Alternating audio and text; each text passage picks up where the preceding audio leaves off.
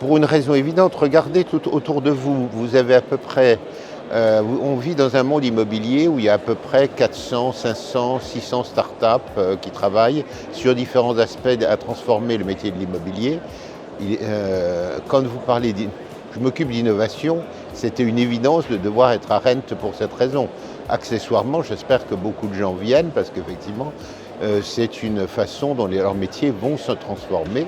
Et je sais que pour en avoir discuté avec un certain nombre d'entre eux déjà hier soir, ils sont là, effectivement, ils ont pris des contacts, ils sont intéressés. Voilà, vous n'avez pas besoin. C'est un peu le lieu de rencontre pendant un jour et demi, 2 jours, entre les PropTech d'un côté et les entreprises et le monde plus installé, si vous me permettez, qu'il s'agisse des entreprises, des réseaux commerciaux ou qu'il s'agisse éventuellement, comme nous par exemple, du monde plus universitaire. Alors en fait pas vraiment. Pas vraiment, c'est-à-dire que les étudiants se positionnent plutôt sur le long terme. On sait qu'une crise, de toute façon l'immobilier est un métier comme tout métier assez cyclique, vous avez des hauts, vous avez des bas, vous avez des grandes crises une fois tous les 20 ans, vous avez des crises plus ou moins régulières, c'est normal dans le métier.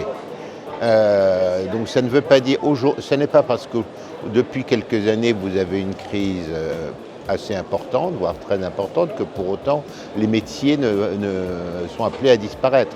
Ils vont simplement se transformer. Donc le résultat, c'est que vous avez toujours un nombre tout à fait convenable d'étudiants, de l'ordre d'à peu près 5000 étudiants sur tous nos campus, qui fait aujourd'hui de nous et de loin la première école en matière immobilière, travaillant sur tous les métiers. Et je vous promets qu'honnêtement, je discute régulièrement avec les fédérations, ça fait partie de mon job. Elles sont demanderesses effectivement d'avoir plus d'étudiants, d'avoir des gens formés dans tel ou tel domaine, là où effectivement on ne les forme pas encore suffisamment. Elles aimeraient effectivement avoir des formations dédiées pour elles, et c'est tout à fait encourageant.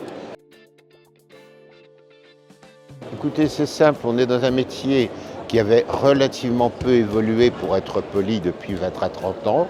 On va dire que depuis 5 à 10 ans, on voit arriver toute une série d'acteurs, généralement des PropTech, comme on dit dans le jargon, c'est-à-dire des startups immobilières, qui viennent transformer effectivement la façon dont on exerce le métier, en utilisant massivement les ressources que peut donner l'IA, sous toutes ses formes d'ailleurs, parce que l'IA, c'est évidemment, on pense aux GAFAM, mais il n'y a pas que ça. Enfin, c'est la façon d'utiliser de la capacité de calcul sur des données pour aboutir à de l'imprévisibilité. Et ça, vous l'avez en transaction, vous l'avez également en property. Quand votre immeuble, je prends un exemple, si vous êtes capable de prévoir effectivement, mesurer les consommations de votre immeuble, prévoir éventuellement là où il peut y avoir des fuites, faire de la bonne maintenance préventive, vous gagnez effectivement un temps fou, vous gagnez également aussi beaucoup d'argent et vous améliorez la valeur de votre immeuble. Bon, en expertise, ça va être simplement avoir beaucoup plus de données et donc pouvoir savoir quels sont les marchés, où vont et éventuellement prédire avec évidemment la limite d'une prédiction, mais enfin avec de façon relativement raisonnable, dans quel sens vont aller les marchés, s'ils vont se redresser ou continuer à s'enfoncer. Enfin, voilà, l'IA, c'est un peu tout ça. C'est au sens large, c'est la capacité d'exercer le métier de façon plus intelligente.